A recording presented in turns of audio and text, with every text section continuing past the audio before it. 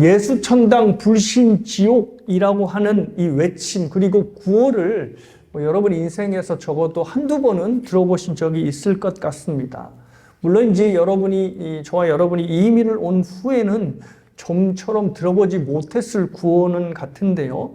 그래도 한국에서는 이 구호가 아직도 지하철이나 지하도나 또 기차역 고속버스 터미널에서 이제 종종 외치는 그런 전도자를 아직도 볼 수 있다고 합니다. 예수를 믿으면 천국에 가고 예수를 믿지 않으면 지옥에 간다라고 하는 짧지만 이 강렬한 내용 때문에 이 구호에 대하여 호불호가 분명히 갈리는 것이 사실입니다. 어떤 사람들은 이 예수천당 불신지옥이라는 구호가 그 전도자들의 의도와 맞지 않게 이 전도에 방해가 된다라고 생각하는 사람들이 있습니다. 불신자들, 특별히 이제 젊은 층들이 이 구호를 너무너무 싫어한다는 거죠. 그래서 기독교에 대한 반감으로 이 구호가 이어지니 이거는 전도 구호로 적합하지 못하다라고 얘기를 하는 겁니다. 근데 반대의 목소리도 있습니다. 물론 이 예수천당 불신지옥이 상당히 과격하게 들리기는 하지만 이 구호만큼 기독교의 진리를 정확하게 얘기해주는 구호도 또 없다라고 생각하는 사람들이 있습니다. 그러니까 호불호가 확실히 갈리는 거죠. 그런데 이런 호불호와 상관없이 이 예수천당 불신지옥이라고 하는 이 구호가 분명한 것은 우리 믿음의 조상, 우리 믿음의 선배가 남긴 기독교 유산이라고 하는 것입니다. 예수천당 불신지옥이라고 하는 이 구호는 저 화면에서 보는 최권능 목사님, 본명이 최봉성 목사님이신데요. 그 목사님이 처음으로 저 구호를 가지고 이제 전도를 하셨다 합니다. 1902년에 평안북도에서 회심하시고 그래서 선교사로부터 받은 쪽복음을 읽던 중에 하늘에서 불벼락이 떨어져서 죽는 꿈을 이 목사님이 꾸시게 된다지요.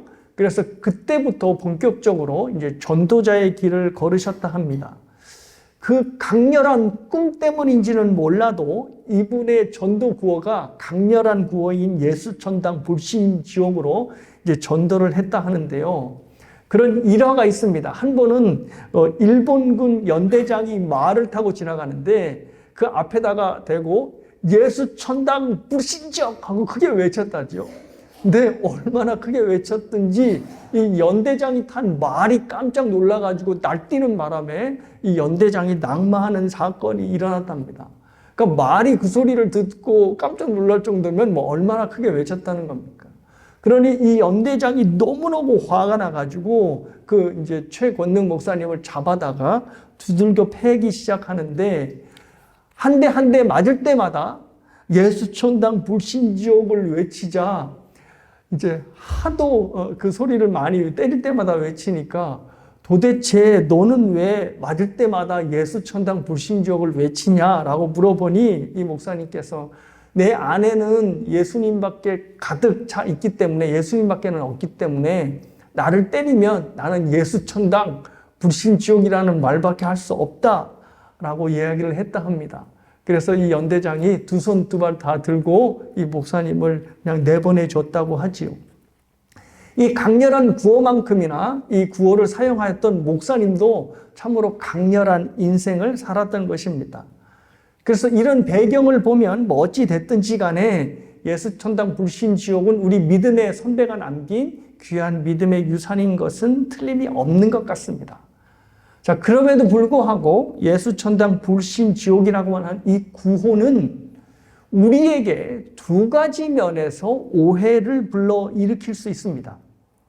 첫 번째 오해는 예수님이 중간지대에 있는 사람, 그러니까 선량한 사람들을 예수를 믿으면 천국에 보내고 아니면 믿지 않으면 지옥에 보내는 분으로 오해할 수 있다는 것입니다.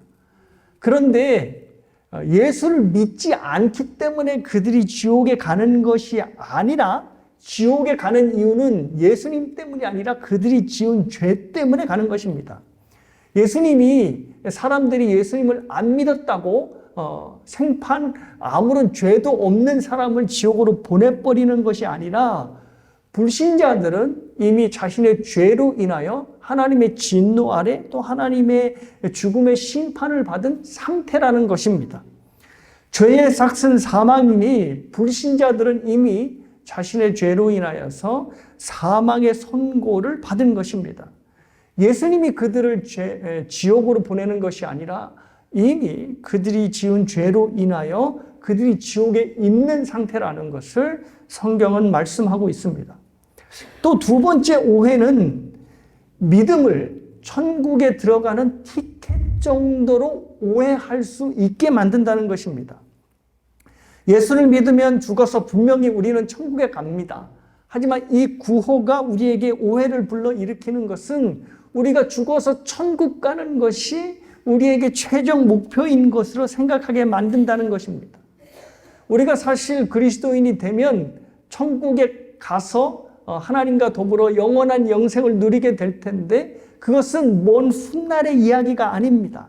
그리고 더 중요한 것은 이제 설교 때도 말씀드리겠지만 더 중요한 것은 천국행 티켓을 땄다가 아니라 이제부터 하나님의 자녀다운 삶을 살아야 된다라고 하는 의무가 우리에게 주어지는 것입니다. 즉 날마다 죄와 싸워 이겨야 되는 성화의 삶이 저와 여러분에게 그리고 믿는 자들에게 주어진 것이죠. 그런데 예수 천당 불신 지옥이라고 하는 이 구호가 이 성화의 모든 과정을 다 생략해버리고 만든다는 것입니다. 그래서 불신 지옥이라고 하는 이 구호가 성화의 과정을 생각하지 않도록 만든다는 것이지요. 그래서 이 구호가 참으로 강렬하고 또 전도자들에게 좋은 구호로도 사용되지만 많은 오해를 불러일으킨다는 것에서 안타까운 면이 있는 것입니다. 자, 제가 이 설교 시작에서 예수천당 불신족에 대한 오해를 말씀드리는 것은 오늘 본문에서 언급한 영생도 이러한 오해를 불러일으키는데 상당한 비슷한 면을 가지고 있다는 것입니다. 우리는 영생이라고 하는 말을 들으면 보통 어떤 생각을 하게 되냐면 죽음 후에 부활의 몸을 가지고 저 하늘에서 이 다음에 영원히 사는 삶이라고 이해하고 생각하고 있습니다.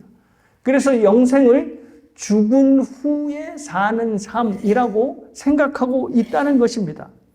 그러니 영생에 대해서 별로 큰 관심이 없는 겁니다. 왜냐하면 내가 지금 살아가는 삶은 현재의 삶이고 영생은 후에 내가 죽음 이후에 나에게 주어진 삶인데 어차피 미래에 나에게 올 삶인데 뭐 그렇게 관심을 두겠느냐 하는 마음에 영생이라고 하는 단어를 들으면 내가 죽어서 누려서 살게 될 삶이야 라고 생각하는 것이죠. 그래서 영생이라고 하는 이 중요한 말이 그리스도인들에게 썩 마음으로 와닿지 않는 것이 현실입니다. 그런데 예수님은 이러한 우리의 영생에 대한 생각이 잘못되었음을 언급하십니다. 요한복음 6장 51절 그리고 54절을 제가 읽어드립니다. 나는 하늘에서 내려온 살아있는 떡이니 사람이 이 떡을 먹으면 영생하리라. 내가 줄 떡은 곧 세상의 생명을 위한 내 살이라 하시니라. 54절입니다. 내 삶을 먹고 내 피를 마시는 자는 영생을 가졌고 마지막 날에 내가 그를 다시 살리리니. 자, 예수님께서 영생에 대해서 뭐라고 얘기하시냐면 자신의 살과 피를 먹고 마시는 사람은 그것을 먹으면 영생하리라 라고 얘기를 하시고 또 영생을 이미 가졌다라고 하는 과거형으로 말씀을 하십니다. 그러니까 이 말은 저와 여러분이 이미 영생을 가졌고 영생의 삶을 살고 있다는 것입니다. 왜냐하면 이미 성찬식을 통하여서 저와 여러분은 예수님의 살과 피를 먹고 마시기 때문입니다. 자, 이것을 하이델베르그 교리문답이 바로 이렇게 풀어내고 있습니다. 좀 길지만 한번 들어보십시오. 그것은 성찬을 참여하는 그것이죠. 그것은 믿는 마음으로 그리스도의 모든 고난과 죽음을 받아들이고 이로써 죄사함과 영원한 생명을 얻는 것이며 나아가서 그리스도 안에 또한 우리 안에 거하시는 성령으로 말미암아 우리가 그리스도의 거룩한 몸에 더욱더 연합됨을 의미합니다. 비록 그리스도는 하늘에 계시고 우리는 땅에 있다 할지라도 우리는 그의 살 중에 살이요 그의 뼈 중에 뼈이며 마치 우리 몸의 지체들이 한 영혼에 의해 살고 다스림을 받는 것처럼 우리도 한 성령에 의해서 영원히 살고 다스림을 받습니다. 자, 우리가 성찬을 통해서 예수님의 살과 피를 먹고 마시는데요.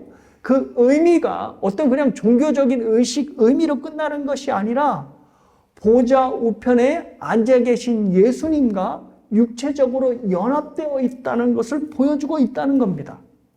왜냐하면 하늘에 계신 예수님의 살과 피가 성찬을 통해서 우리에게도 있게 되기 때문입니다. 왜냐하면 성찬을 통해 우리가 예수님의 살과 피를 먹고 마시기 때문입니다. 그래서 저 하이델베르크 교리문답은 뭐라고 얘기를 하냐면 예수님이 우리를 보시면서 그냥 타인으로 보시는 것이 아니라 그의 살 중에 살이요 그의 뼈 중에 뼈, 즉 예수님의 살 중에 살, 예수님의 뼈 중에 뼈라고 우리를 본다는 것입니다. 그러니까 자신의 살, 자신의 피로 우리를 보는 거죠. 마치 아담이 하와를 보면서 내 뼈 중에 뼈, 살 중에 살이라고 얘기하면서 하와에게 나와 다르지만 나와 같네. 왜냐하면 하와가 아담의 뼈와 살을 갖게 있게 되니까, 그렇죠? 이 갈비뼈로 만들었으니까. 근데 이 성찬의 의식을 통해서 우리가 예수님의 살과 피를 먹고 마심으로 예수님이 똑같이 우리에게 그런 고백을 하신답니다. 그러니까 너희 그 타인이 아니라 나의 살, 나의 피야 라고 자신의 일부로 생각하신다는 거죠. 그래서 예수님의 살과 피를 먹고 마신다는 것은 우리가 지금 이 땅에 살면서도 누구와 연합되어 있다? 바로 저 하늘에 계신 예수님과 연합되어 있다는 것을 의미합니다. 그러니 신자들이 이미 저와 여러분이 예수님의 생명, 즉 영생을 가지고 있는 것입니다.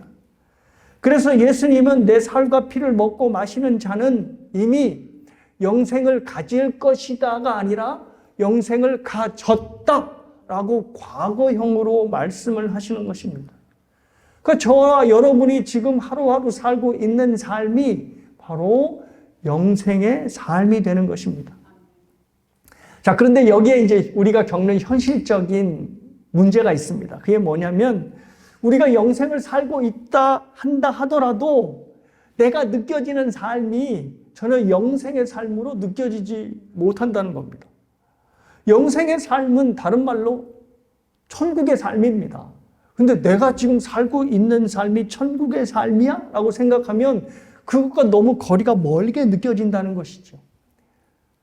내가 예수의 생명을 가졌다 한다면 내가 날마다 내 마음에서조차 예수님의 마음을 닮아서 넓어질 것 같고, 그리고 기도하는 대로 날마다 새로운 역사가 확 일어날 것 같고, 그리고 날마다 예수의 생명을 가졌으니 예수님께서 하나님께 순종하신 것처럼 나도 그렇게 예수님처럼 순종할 수 있을 것 같은데 정작 현실을 경험하는 나의 모습은 전혀 그렇지 않다라는 것입니다. 그리고 내가 환경을 대할 때도 마찬가지입니다. 내 안에 하나님의 생명이 있으면 내가 기도하는 대로 뭔가가 다 이루어져서 그냥 내 삶이 우리 장 집사님이 기도하신 대로 평탄하고 평화가 넘치는 삶이 돼야 될 것만 같은데 그렇지 않다는 거죠.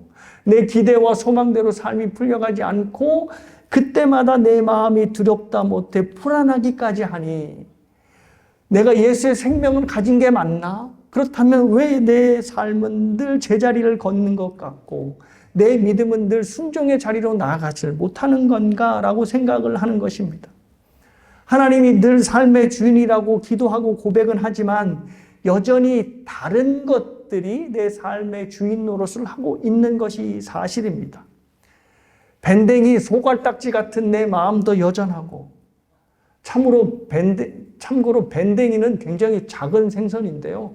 그 밴댕이의 특징이 그 내장이 너무너무 손톱만큼, 그러니까 생선의 크기에 비해서 한 이 정도 되는데 내장은 손톱만큼 된다고 그러니 얼마나 작습니까? 그래서 이 속 좁은 사람을 밴댕이 소갈딱지라고 하는데, 아무튼 예수의 생명이 내 안에 있어도 밴댕이 소갈딱지 같은 마음은 그대로고, 또 마음대로 되지 않으면 일단 화부터 나고 또 염려부터 나니, 내 삶이 과연 하나님의 생명인 영생을 갖고 있는 삶인가 생각하면 여간 답답한 노릇이 아닐 수 없는 것입니다. 그럼에도 불구하고 우리 예수님은 우리에게 너희들은 이미 나의 생명 영생을 가졌다라고 말씀하시니 늘 송구스러운 마음을 갖게 되는 것입니다. 면목이 없는 거지요. 그래서 오늘 설교 제목이 면목 없는 영생이 되는 겁니다. 자, 그런데 여기에서 반드시 우리가 알아야 될 것이 있습니다. 그것은 여러분이 영생을 확인하고 찾으실 때에 그 찾는 근거를 내 행위에서, 그리고 나의 상황에서, 그리고 나의 믿음의 어떤 정도에서 찾으려 한다면 우리는 평생 나에게 영생이 있나라고 의심하며 살 수밖에 없다는 것입니다. 저와 여러분 안에 옛사람의 성품, 죄악된 성품이 남아있는 이상 여전히 미움의 문제, 불신의 문제와 씨름해야 하고, 또 영적으로 게을러지는, 그리고 묻어지는 자신과 싸울 수밖에 없다는 것입니다. 그리고 우리가 이 세상이 죄로 관영한 이상 이 세상이 주는 여러 가지 고단함과 피곤함을 경험할 수밖에 없다는 것입니다.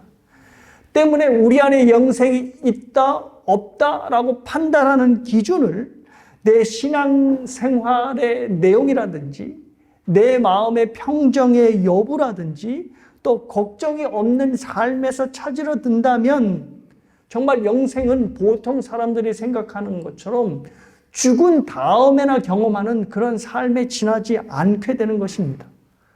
그런데 예수님은 여기에 대해서 그렇지 않다.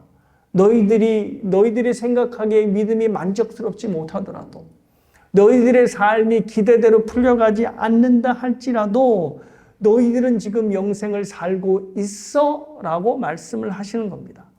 그리고 그 영생에 대해서 무엇으로 정의하시냐면 3절 말씀으로 정의를 하십니다. 3절 말씀, 이거는 좀 한 목소리로 읽어볼까요? 영생은, 자, 시작. 영생은 곧 유일하신 참 하나님과 그가 보내신 자 예수 그리스도를 아는 것이니이다. 우리가 영생을 생각할 때 자꾸 헷갈리는 이유는 내 마음의 평정에서 영생을 생각하고 또 내 삶의 어떤 평화로운 상황을 통해서 자꾸 영생을 찾으려니까 헷갈리는데, 예수님은 지금 영생을 뭐라고 말씀하시냐면 유일하신 참 하나님과 그 하나님이 보내신 예수 그리스도를 아는 것이 영생이다라고 얘기를 하는 겁니다. 여기서 이제 안다라고 하는 단어, 그렇게 번역된 단어가 헬라어로 기노스코라고 하는 단어인데요. 이 단어는 그냥 우리가 머릿속으로 이해하고 안다라는 뜻이 아니라 전 인격적으로 뭔가를 경험할 때, 온몸으로 체험할 때 저 기노스코라고 하는 단어를 사용합니다. 그러니까 하나님과 예수 그리스도를 하나님이 보내신 예수 그리스도를 아는 것은 머리로만 인지하는 내용이 아니라는 것이죠. 전 인격적으로 하나님과 예수님을 삶에서 체험하고 있다는 겁니다. 그래서 저 기노스코라고 하는 단어가 어디에서 많이 사용되냐면 부부관계에서 자주 많이 사용된다 합니다. 그러니까 부부가 서로가 서로를 안다 그럴 때 그 알면 인지적인 알면서 끝나지 않죠. 부부가 서로를 안다는 것은, 그렇죠? 전 인격적으로 그의 모든 것을 내가 체험하고 있기 때문에 부부가 서로 안다는 것은 그냥 머릿속의 알미 아닙니다. 자, 제가 그전에도 한번 예를 드렸지만 저는 손흥민을 잘 알고 있지요. 근데 그 아는 것은 정보로만 아는 겁니다. 왜냐하면 손흥민이 오늘도 한 골 넣었습니다. 예. 할렐루야. 여기서 할렐루야가 나오면 안 되는데. 아무튼, 손흥민이 또 한 골 넣었는데, 저는 손흥민을 안다 하더라도 손흥민에 대한 정보만 알고 있을 뿐이지, 손흥민과 인격적으로 교류를 한 적은 없습니다. 그러니까 이 기노스코라고 하는 단어가 손흥민과 저 사이에서는 쓰일 수가 없는 것이죠. 하지만 저와 제 아내 사이에서는 이 기노스코를 쓸 수 있습니다. 왜냐하면 저와 아내는 그냥 머릿속에 인지적인 정보만 아는 것뿐만 아니라 그의 모든 것을 인격적으로 서로 몸을 경험하면서 알게 되는 거죠.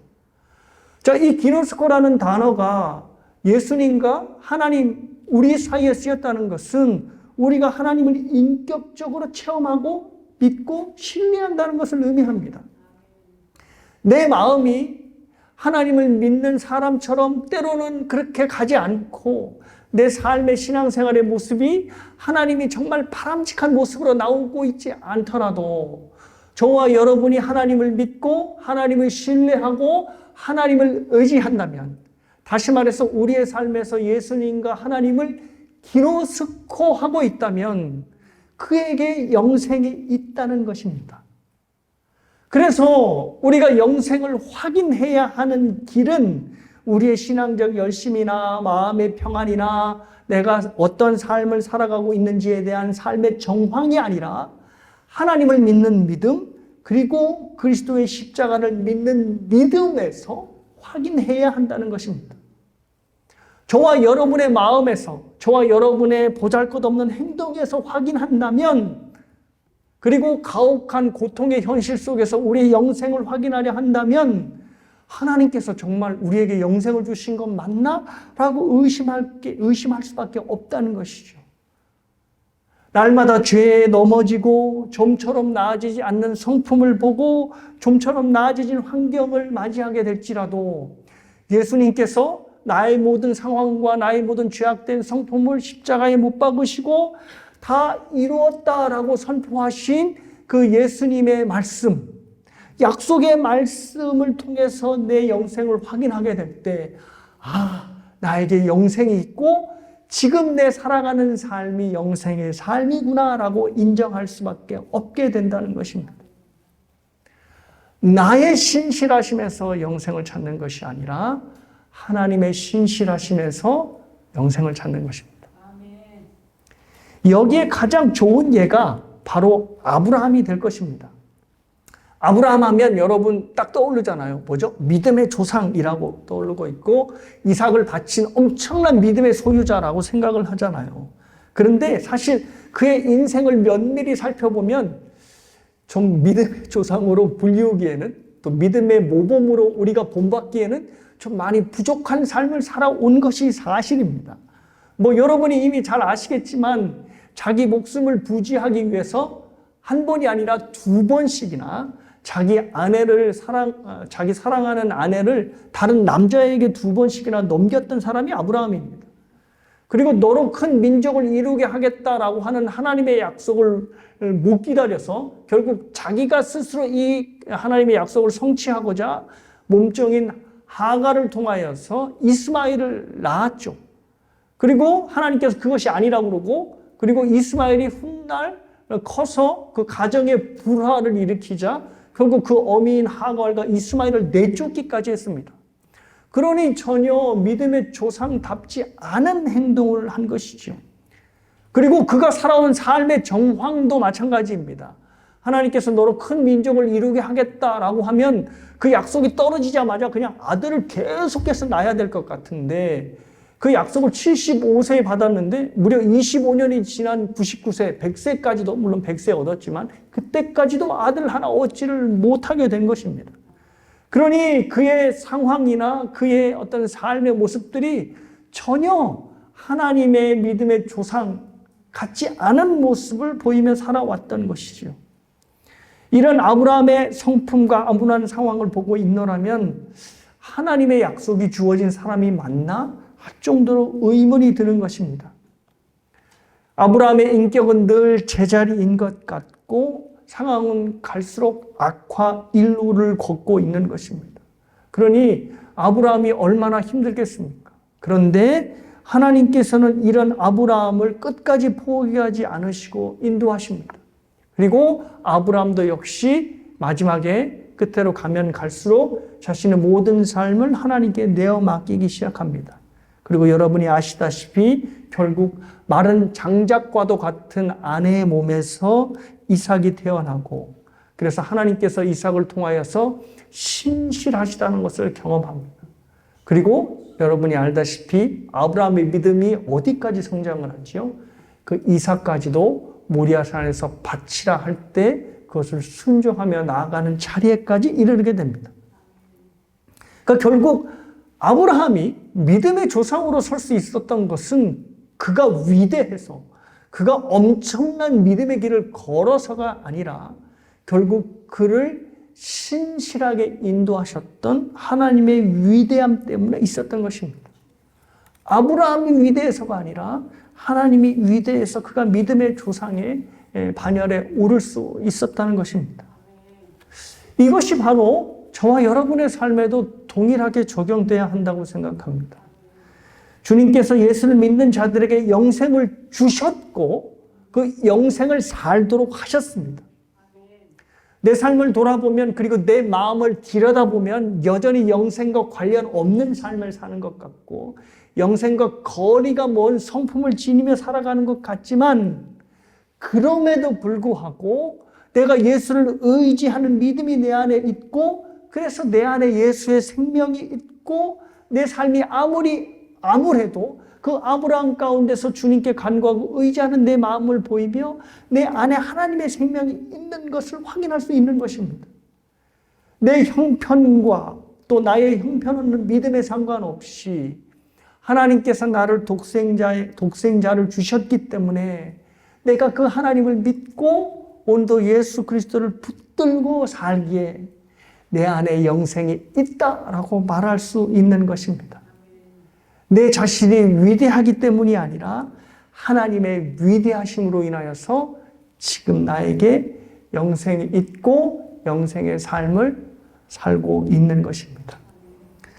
사랑하는 여러분, 변하지 않는 나를 보면서 그리고 풀리지 않는 인생을 보면서 영생을 확인하려 든다면 우리는 평생 의구심을 간직한 채 살 수밖에 없습니다.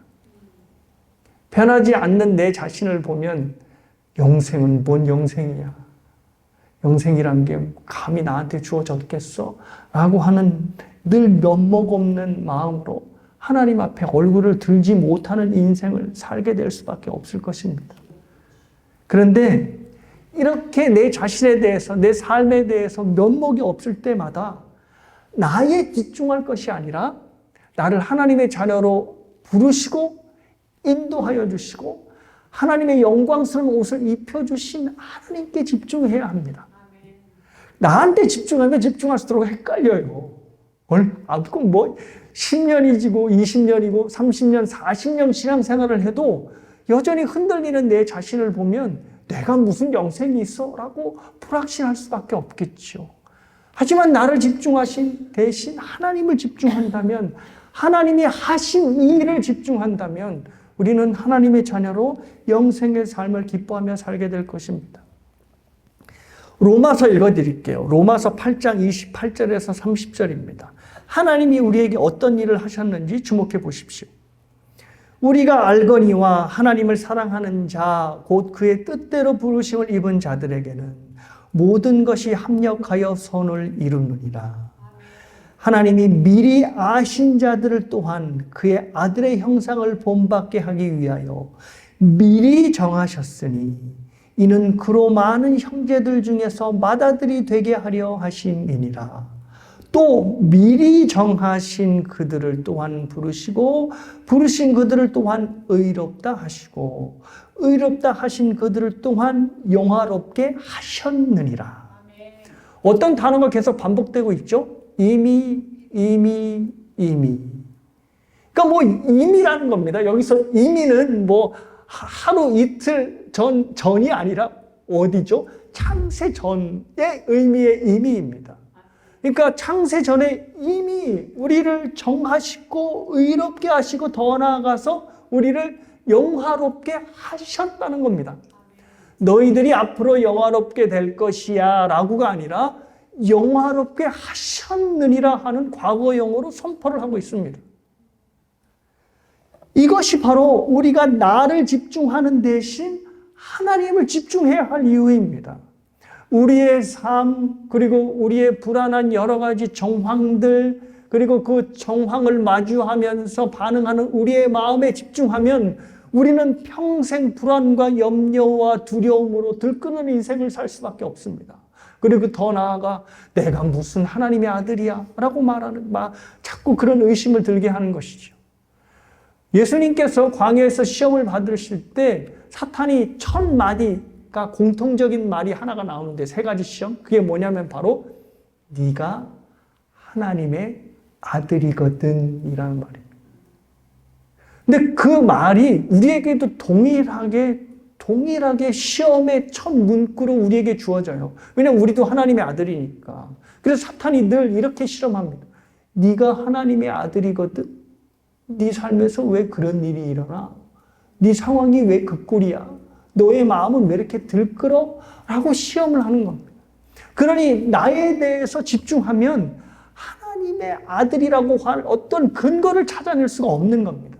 자, 그래서 우리가 찬송을 했죠. 주의 약속하신 말씀 위에서. 바로 약속하신 말씀 위에 쓰는 겁니다. 바로 많은 구절이 있지만 로마서 8장의 말씀, 우리를 미리 부르시고 미리 의롭다 하시고 그래서 미리 영화롭게 하셨다라고 말씀을 하니 우리 안에 영생이 있는 자로 말씀에 근거하여 살아갈 수 있는 것입니다. 사랑하는 여러분, 지금 나의 모습, 지금 나의 상황으로 내가 살고 있는 영생을 의심하면 절대로 안 된다는 것입니다. 그래서 말씀이 중요하다는 거죠. 그래서 오늘 본문의 8절 말씀 그리고 14절의 말씀에도 뭐를 강조하고 있냐면 말씀을 강조하셨습니다. 아버지께서 내게 주신 자들에게 내게 주신 말씀을 주었다. 하나님께서 내게 주신 자들에게 내게 주신 말씀을 주었다는 겁니다. 그러니까 이 말씀을 가지고 그들이 영생을 살아낼 것이고 하나님의 자녀로 살 것이다라고 하는 말씀을 하신 겁니다. 그러니 저와 여러분들이 올해도 그렇고 또 내년에도 그렇고 앞으로 이 땅에서 살아갈 우리의 모든 세월 동안에 의지하고 서 있을 것은 바로 하나님의 말씀밖에 없다는 것입니다. 사랑하는 여러분, 오늘이 2023년의 마지막 날입니다. 저와 여러분이 이미 경험하셨겠지만 시간이 참으로 짧고 빠르게 지나가고 있다는 것입니다. 그런데 그렇게 짧고 빠르게 지나가는 1년을 계산해 보니까 그렇게 짧지만은 않더라고요. 시간으로 이것을 계산해 보니까 8,760시간이고요. 1년이. 그리고 분으로 계산을 하니까 52만 5,600분이 됩니다. 우와, 결코 작은 수가 아니죠. 그러니까 하나님께서는 저와 여러분에게 결코 짧고 또 이 빠르다고 하는 그런 이렇게 분초 같은 시간을 주신 것이 아니라 굉장히 넉넉한 시간과 분을 주신 것입니다. 이 시간 동안에 하나님께서 뭐 하셨겠어요? 우리와 함께 동행하신 것입니다. 우리와 함께 사신 것이죠. 8,760시간을 우리와 함께 사신 것이고 52만 5,600분을 우리와 함께 사신 겁니다. 천국의 삶이 다른 게 아니라 하나님과 함께 산 삶이 바로 천국의 삶이고 영생인 것입니다. 그러니 저와 여러분의 삶이 천국의 삶이고 영생인 이유는 하나님이 우리와 함께 사셨기 때문입니다. 그래서 저와 여러분이 영생의 삶을 산 것입니다. 우리가 슬프고 아픔을 경험할 때도 또 불안과 두려움의 골짜기를 지나게 될 때에도 하나님은 여전히 우리와 함께 계셨고 우리와 함께 사셨습니다. 그래서 저와 여러분의 삶이 감히 천국의 삶인 것이고 감히 영생의 삶이었다고 말할 수 있게 되는 것입니다.